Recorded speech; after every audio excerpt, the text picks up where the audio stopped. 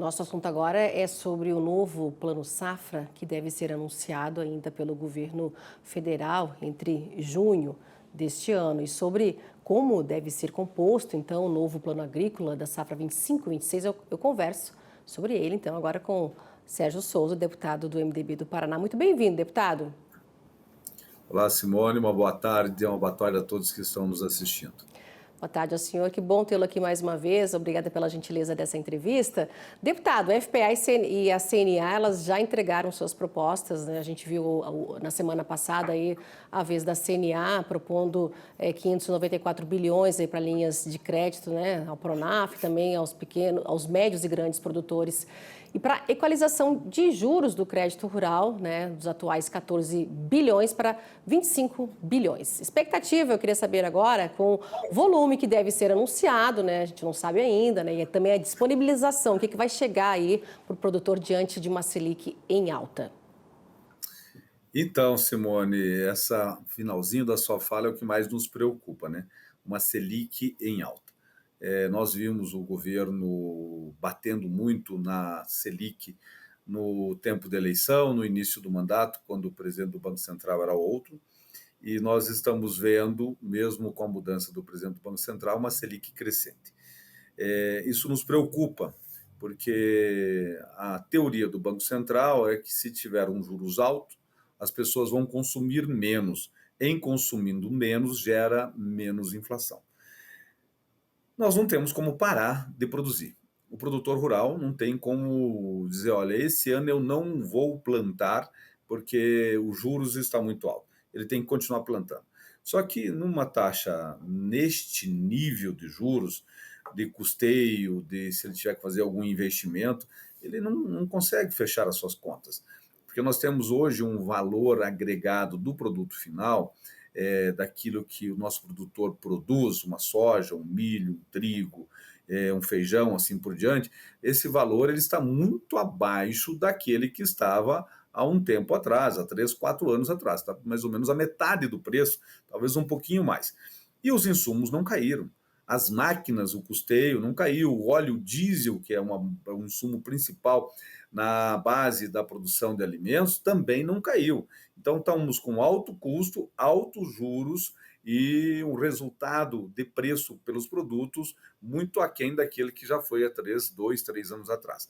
Então, por que nós precisamos de 25 bilhões para a equalização de juros?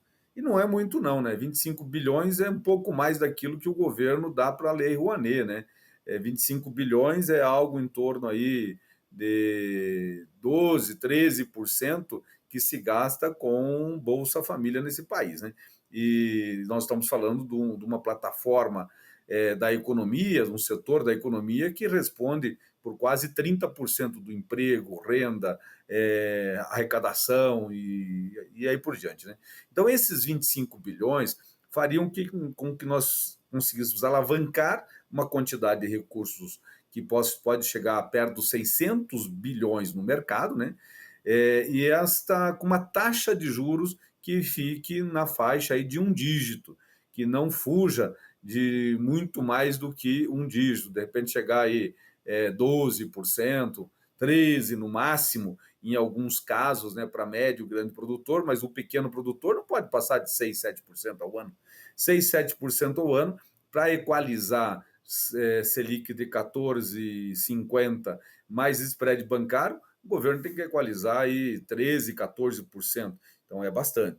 Por isso, da necessidade. Para nós conseguirmos manter o crescimento da produção agropecuária, da produção de alimentos no país, é necessário pelo menos este valor dos 25 bi para a equalização de juros e pelo menos 4 bilhões para o prêmio do seguro rural. Isso se chegar esse montante aí solicitado, né, pela CNA, pela FPA, dos 25 bilhões. Caso isso não ocorra, a gente está falando uma expectativa toda, né, deputado? Vai ficar cada vez mais difícil manter uma taxa de juros atrativa para o produtor ali lá na frente, né, plantar o feijão, o arroz, o milho? Simone, assim, né, a gente tem que. O governo ele está preocupado com o preço dos alimentos, a inflação dos alimentos. E a inflação dos alimentos não está lá dentro da propriedade rural, porque lá dentro da propriedade rural o alimento está a metade do preço que era há 2, 3 anos atrás. Então, pronto, essa culpa não é do produtor rural. Essa culpa está no caminho entre a produção até chegar à mesa. Ali você tem um custo muito alto, principalmente de juros altos, de combustíveis, de logística e assim por diante. Então, se o governo ele quer resolver minimizar o valor da inflação dos alimentos e entregar um alimento mais barato à mesa do cidadão brasileiro, está aí a oportunidade para ele fazer isso, que é colocar os 25 bilhões para a equalização de juros. Se ele colocar menos do que isso, quer dizer que o produtor vai ficar mais caro para ele produzir e vai chegar o produto, o alimento mais caro na mesa do cidadão brasileiro. Porque esta ação que ele financia o agro, que ele ajuda nessa equalização de juros, não quer dizer que é o produtor que vai ficar com o dinheiro. Esse valor será repassado ao consumidor lá no final. Isso é automático. Então depende do governo se ele quer ou não controlar a inflação dos alimentos.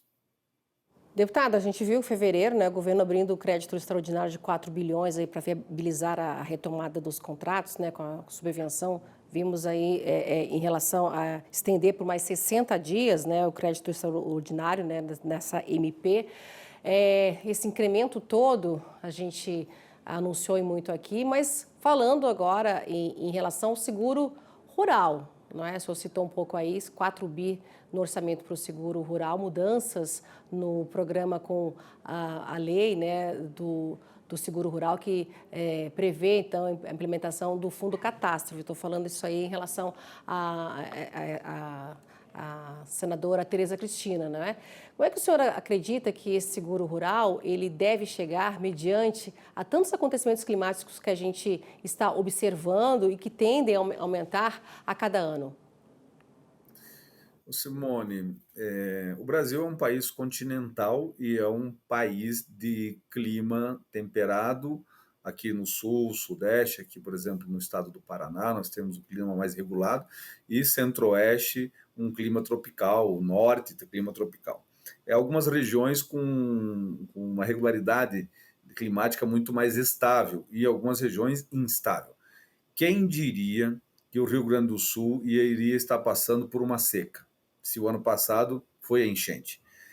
Então, nós temos sazonalidades regionais que desses intempéries climáticos, que às vezes é granizo, né, como aconteceu recentemente em Santa Catarina, devastando lavouras de maçã.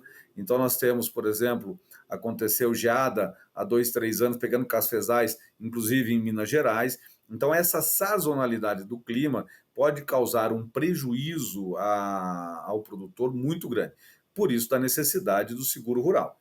Agora, o seguro ele é muito caro, ele é um percentual caro da produção, o produtor rural paga um valor e parte desse valor ele tem ali uma parte do prêmio equalizado pelo governo. Nos últimos anos não tem passado de R$ 1 bilhão. R$ 1 bilhão para um país que é o maior produtor, o maior exportador de alimentos do planeta e um dos gigantes produtores é muito pouco. O nosso PIB agropecuário ele está passando a casa de R$ 1,5 trilhão. É muito pouco. Por isso que nós estamos dizendo ao governo a necessidade dele colocar 4 bilhões para equalizar essa parte do subsídio do seguro rural. Isso vai fazer com que nós tenhamos mais estabilidade, porque não venha quebrar de maneira demasiada produtores rurais quando venha ter um intempérie climático regional, né?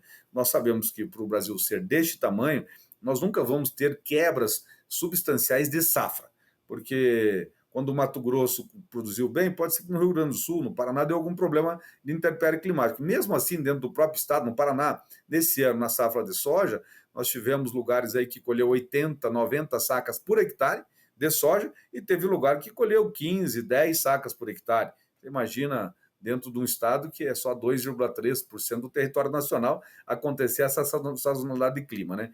Então, por isso, da necessidade do seguro rural. O que a senadora Tereza Cristina está fazendo, que é o fundo de catástrofe, pegar esse dinheiro, organizar, é uma espécie de todo mundo paga quando alguém precisar e vai lá e saca. Porque se todo mundo pagar um pouquinho, não vai sair caro para ninguém. Se todo mundo paga um pouquinho, mais o que o governo coloca no caixa, dá para atender o Brasil inteiro. Porque nós achávamos que o Centro-Oeste não iria ter problemas de clima, e o ano passado nós vimos perdas substanciais no Centro-Oeste. E, deputado, diante disso, então, para garantir o futuro do programa, a gente está ouvindo desde do ano passado, né, o setor falando, o governo falando que o seguro rural ele deve passar, então, por uma modernização. Né? A gente citou aí em relação a esse fundo, né, catástrofe, todo mundo ajudando, mas o programa ele precisa ser modernizado. Não sei eu que estou falando, mas assim, todo mundo que a gente conversa aqui, o governo, as fontes do setor, todo mundo fala nisso. Mas como chegar, então, rapidamente diante desse cenário que a gente está vendo aí, solicitando o Rio Grande do Sul, que já passou por enchentes, agora por seca, um cenário de avanço, então, nas mudanças climáticas? Olha, nós temos alguns modelos, como o americano, que funciona muito bem, né? Quando há uma perda de safra, esse fundo ele vai lá e recompõe para o produtor rural numa proporção que dá a ele um conforto, uma segurança. Agora, para a gente avançar nisso, o principal agente é o governo.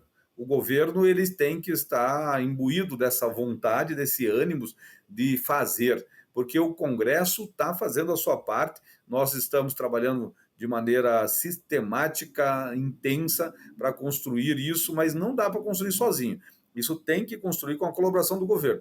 O governo não, no nosso modo de ver, ele tem deixado a desejar.